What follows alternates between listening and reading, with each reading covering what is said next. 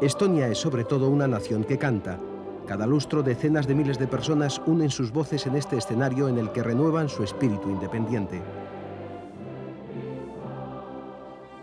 En 1991, con una protesta coral similar a esta, los estonios consiguieron pacíficamente su anhelada independencia, sin que la Unión Soviética estertórica pudiese impedirlo con el chirriar de sus carros de combate.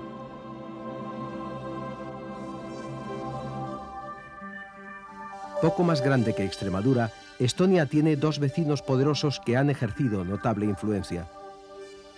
Finlandia, que a 80 kilómetros al norte por mar le ayudó a mantener intacto su espíritu occidental, y Rusia.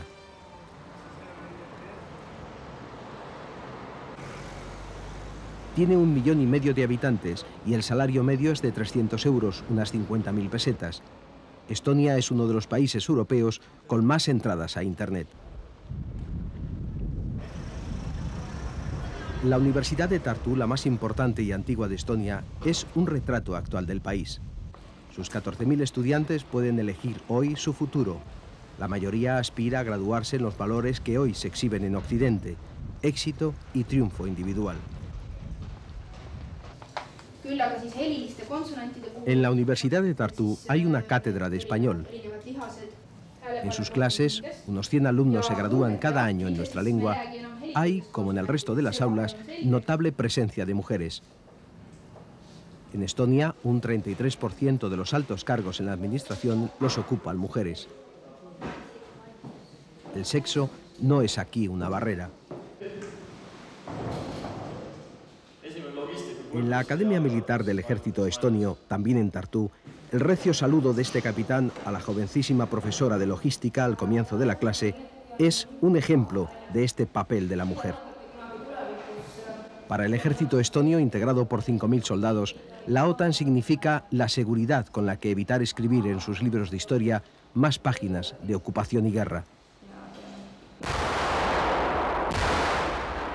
El ejército estonio se nutre de la leva anual y del Kaiselit, un batallón de voluntarios civiles que realiza cada fin de semana sus prácticas militares. Como en el resto de las repúblicas bálticas, el ejército de Estonia tuvo que crearse desde cero tras su independencia de la Unión Soviética.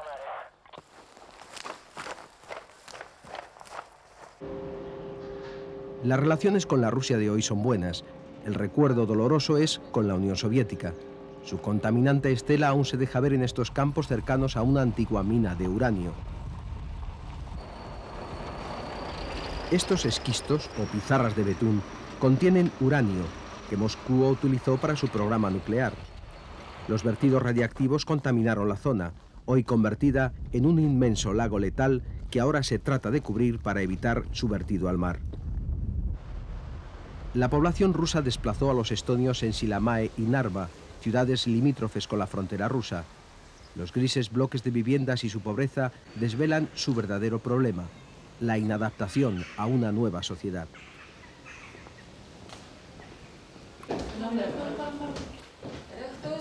A esta escuela de estonio acuden rusoparlantes de todas las edades. No quieren ser considerados extranjeros en su país. Un 30% de la población, casi medio millón de personas, es de origen ruso, y muchos de ellos no saben otra lengua que el ruso.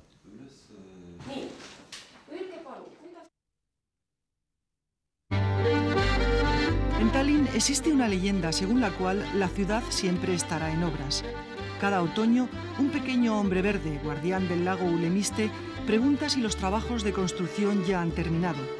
Si la respuesta fuera sí, el viejo de Ülemiste la inundaría. Pero eso no preocupa a los talinenses. Saben que las obras no acabarán nunca, y menos estas del siglo XXI, del que esperan libertad y bienestar. La capital de Estonia es una ciudad que gusta ver en postales y, a ser posible, con nieve. Fundada en el siglo XII, es el mejor exponente de la historia de un París que recuperó su independencia hace 12 años. Un mosaico de culturas que unos llamaron Koliván, otros Lindanisa. Los alemanes la conocían como Reval, si bien para los estonios siempre fue Tallinn. Un nombre de origen danés, y es que ya en el siglo XIII fue conquistada por daneses y alemanes. Era un cómodo puerto natural, situado en una gran ruta del comercio marítimo entre el oeste y el este. Estaba dividida en dos. En la colina de Tompea o Ciudad Alta estaba el poder, y en la Ciudad Baja confluían las casas y los almacenes de los mercaderes. Hoy es sencillo seguir su historia. En el siglo XIII, la ciudad la controlaban los caballeros de la espada, orden germánica que propició su entrada en la Liga Hanseática. Con el comercio vino la prosperidad y también el luteranismo. Siglos después fue ocupada por suecos, polacos y lituanos, hasta que en 1721 fue cedida a Rusia. A mediados del siglo XIX comienza el despertar nacional. El primer aviso fue a través de la música, gran pasión del pueblo que celebró su primera fiesta de la canción. Después, la Unión de Estudiantes Estonianos escogió los colores de su bandera, azul, negro y blanco. Casi 40 años después, cuando Estonia se declaraba independiente, se convierten en la bandera nacional. Los colores de la bandera de Estonia reflejan muy bien lo que ha sido la vida de este pueblo. El blanco representa el esfuerzo para que prevalezca la verdad y haya un futuro de luz. El azul hace referencia a la fe y a la lealtad. Y el negro es el símbolo del oscuro pasado vivido por los estonianos durante siglos. La caída de la Rusia zarista fue aprovechada por los líderes de la nación y el 24 de febrero de 1918 proclamaron la República Democrática Independiente. Ese año Europa sufría la Primera Guerra Mundial y Alemania ocupa el joven país durante varios meses. Tras su retirada, Estonia vivió unos años de feliz independencia, reconocida por casi todas las naciones occidentales. Redacta su primera constitución e inician reformas, entre ellas la agraria. Pero la nueva Rusia no se resigna y su influencia afecta a la vida política del nuevo Estado. En 1934 comienza la llamada Era del Silencio, donde el autoritarismo prosoviético colapsa la democracia.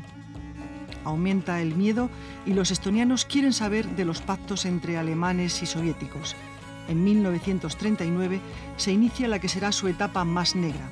El Partido Comunista gana por mayoría las elecciones y el nuevo gobierno solicita la anexión a la URSS. Esta llegó con una fuerte represión y deportaciones. Meses después entra a Alemania y, visto lo anterior, su llegada fue bien acogida. Permanecen casi 4 años y de nuevo la dictadura soviética. Duras restricciones a la vida diaria de la población, arrestos y más de 20.000 deportaciones a Siberia, desde intelectuales a campesinos. Empezaba lo que muchos llamaron la rusificación. Estonia quedaba cerca y allí se instaló parte de la industria. Llegaban obreros y poco a poco bajaba la población de estonios mientras aumentaba la de rusos. En 1987 comienza su definitivo camino a la libertad. En él se unieron las 3 repúblicas bálticas y fue decisivo. Uno de los momentos claves fue cuando Estonia, Letonia y Lituania exigieron conocer la verdad del pacto Ribbentrop-Molotov, del que se cumplían 50 años y según el cual la URSS instalaba bases militares y se anexionaba a los 3 países.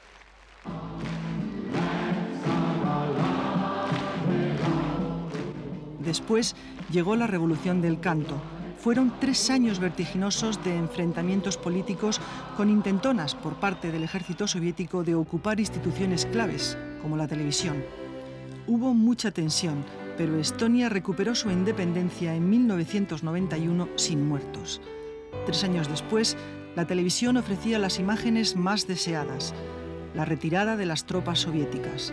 Nunca importaron tampoco los destrozos que causaron en su marcha. Ahora sí estaban seguros que empezaba una nueva etapa.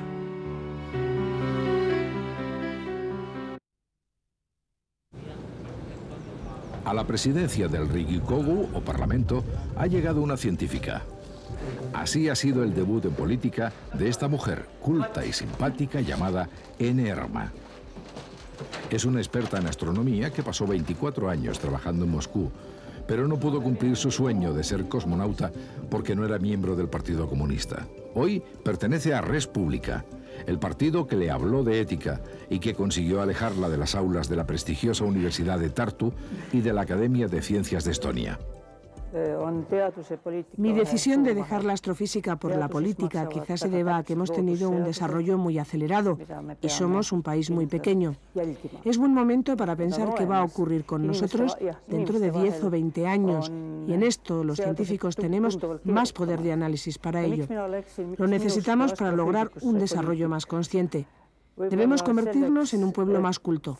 Ocurre que los científicos están sentados en su medio con sus estudiantes y por lo general no son conformistas, pero creo que cada persona debe tratar de hacer algo por sí mismo. La actual representación parlamentaria, elegida el pasado marzo, está formada por 6 partidos que suman 101 diputados. Tras las elecciones, el debutante Res Publica, de tendencia centro-derecha, formaba gobierno y controlaba el Parlamento gracias a una coalición con otros 2 grupos políticos. El debate político de esta 10ª legislatura transcurrirá en esta peculiar sala de sesiones del más típico estilo expresionista, con un techo convexo en una gama cromática de amarillo y azul. Fue restaurada hace 5 años siguiendo el diseño original. En este edificio, típica construcción del medievo, conviven historia y tecnología. La primera experiencia de gobierno del pueblo estonio data de 1917 con gobiernos en municipios. Después llegaría la independencia y su primera constitución aprobada en 1920, una de las más progresistas de su época, basada en las de la República de Weimar y la suiza, francesa y norteamericana. Se inicia un proceso de reformas y leyes para paliar el desorden legal anterior. Son años en los que se legisla sobre ciudadanía, familia, religión, defensa o idioma. Pero las legislaturas son conflictivas y fuerzan numerosos gobiernos cuyos mandatos a veces no duran ni un año. De aquellos tiempos a los de ahora, en los que se siguen los debates a través de Internet, han transcurrido casi 7 décadas de libertades casi siempre restringidas. A finales de los años 80, los partidos nacionalistas acceden poco a poco a la vida parlamentaria, hasta que en agosto de 1991 queda definitivamente restaurada la independencia, tras la votación realizada entre los miembros del Consejo Supremo. Pese a intentarlo, el gobierno de Moscú no pudo frenar a la nueva Estonia. En poco tiempo se votaba la nueva constitución, que incluía un parlamento unicameral, el Riigikogu, y de nuevo elegía a sus líderes de forma democrática. La bandera volvía a ondear en Tompea.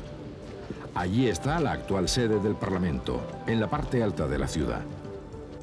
Desde su construcción, hace 10 siglos, siempre fue un centro de poder, aunque a veces, según quien gobernaba, también la han utilizado como convento o como cárcel, a medida que le añadían torres y murallas para su defensa. Hoy, los estonios saben que desde Tompea se mantiene la defensa de su país a través de la vida democrática de su parlamento.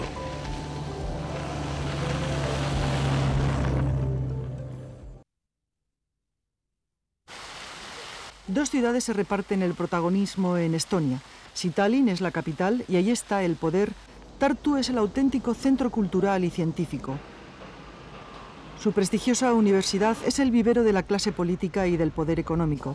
Fundada en 1632, la actual sede se construyó a principios del siglo XIX. Tartu tiene poco más de 100.000 habitantes, pero como todo lugar de estudiantes mantiene un ambiente que contrasta con el de Tallinn.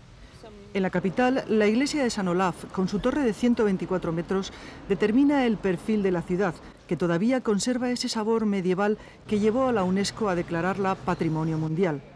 Y para iglesias, la Catedral Ortodoxa de Alejandro Nevsky, justo enfrente del Parlamento. La plaza del Ayuntamiento es del siglo XII. Allí está uno de los símbolos de la ciudad, el Viejo Tomás. Según una leyenda, advertiría a los ciudadanos de cualquier peligro. Hoy, la bandera en la Torre de Germán el Largo indica que todo está bien, y es que la ciudad antigua y amurallada está llena de torres. Son muy parecidas, excepto la que llaman Margarita la Gorda, antigua torre de artillería con 25 metros de diámetro. Desde allí se divisa el puerto.